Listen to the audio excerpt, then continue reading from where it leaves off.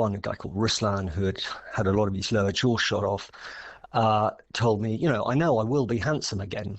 And, he kind of will be, because they will be able to reconstruct his jaw using groundbreaking bioengineering techniques which weren't available 10 years ago. Now, in the Times today, you'll see a series of quite extraordinary photographs and really poignant accounts of Ukrainian soldiers who are finding hope again after sustaining terrible facial injuries during the war. Some have had reconstructive surgery and are rebuilding their lives, but the sheer demand means the health service is struggling to cope. Times special correspondent Anthony Loyd has been to meet them and is with us now. Morning, Anthony. Good morning. I mean, the piece is incredibly moving. It's incredibly graphic. It's very difficult to read, but it's really important as well that we understand what these men have been through. Just explain to us some of the men. Talk to us about some of the men you've met. I'll talk to you about some of the men, but first of all, I just want to give the background as to why the story about facial reconstruction is so pertinent in Ukraine now. Obviously, we're in the fourth year of the war now.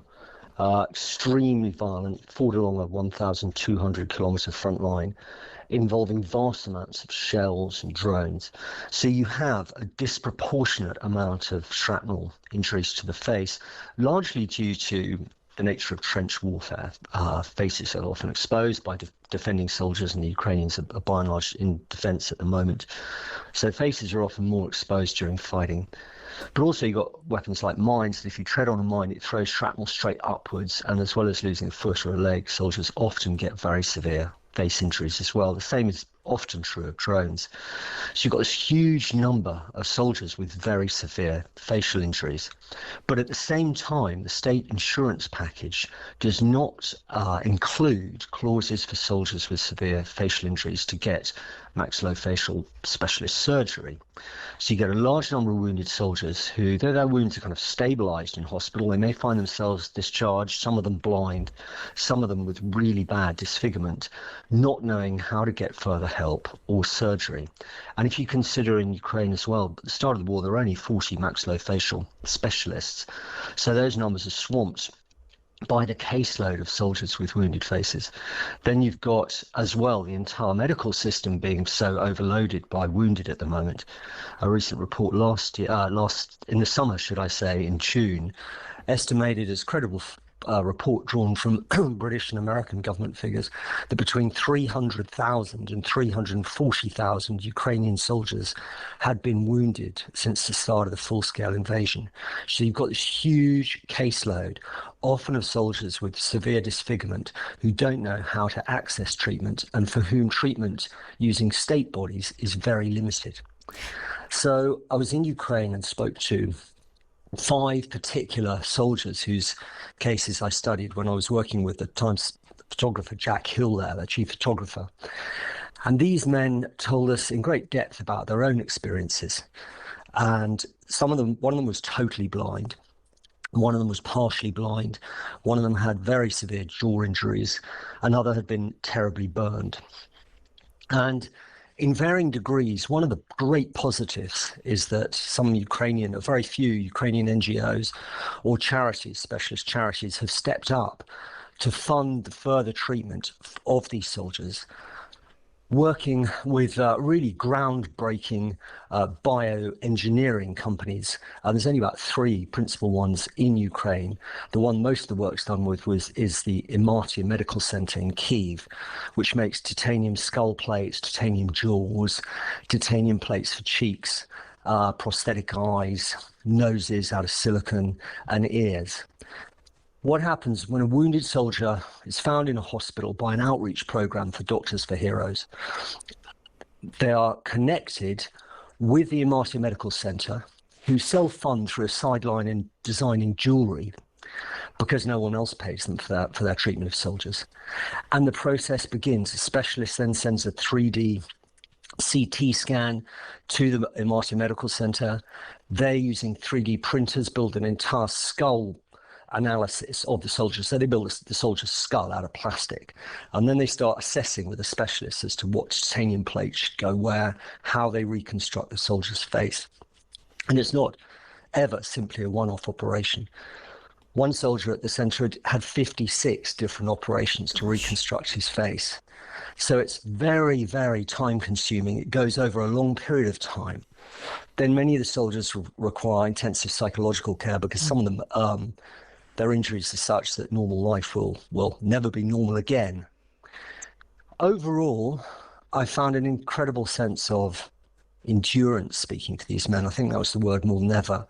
And when you're in their company, you become aware not so much of their damage, but of their endurance and of their grace too. I think that was a word which I would use and which I rather found surprising in the company of human beings who are so terribly damaged. It was their grace, not their gracelessness.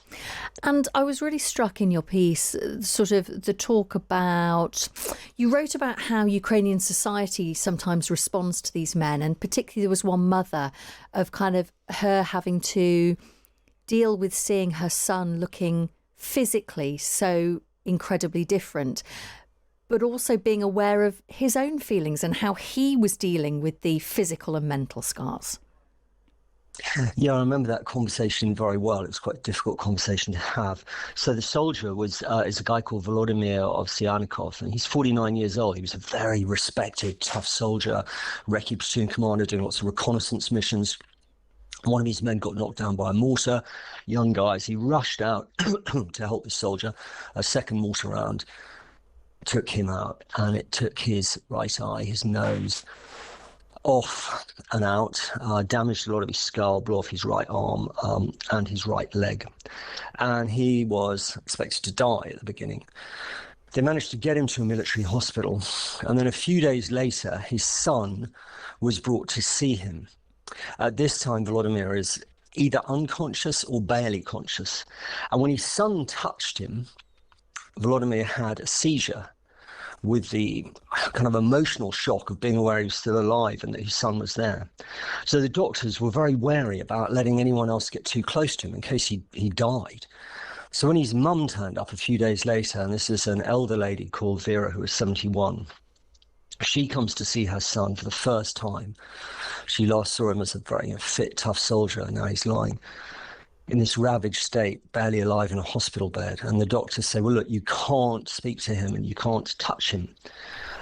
And you can watch through, I think it was a window in the door, as the nurse feeds him, spoons him food. Then we're going to sedate him. And once he's asleep, you can come in and touch your son. And that's what happened. And it was extremely emotional, obviously, for her, but also even to hear her describing this moment. And may I say that a lot of these guys who are so badly injured, it's not just the visible wounds, there's obviously deep invisible wounds too, but also that plays out into their social circles, into their family. Volodymyr, his dad, Vera's husband, died of a stroke 2 weeks after he was wounded, caused in part by the kind of emotional shock of the whole thing. Then you get other men terribly, terribly injured who have problems going out and socializing again. They feel awkward or they feel embarrassed by the state of their faces. Once they've had surgery, and not for all of them, but for almost all of them, they said, they grew a renewed confidence. And even those halfway through their surgical processes, a guy called Ruslan, who had a lot of his lower jaw shot off, told me, I know I will be handsome again. And, he kind of will be, because they will be able to reconstruct his jaw using groundbreaking bioengineering techniques which weren't available 10 years ago. I think probably the most impressive man I met was a lieutenant called Ihor Babenko, who had been in a building hit by a Russian missile and had caught fire. The building had caught fire, and Ihor had caught fire too. Now, he had 30% burns and had lost most of the features of his face.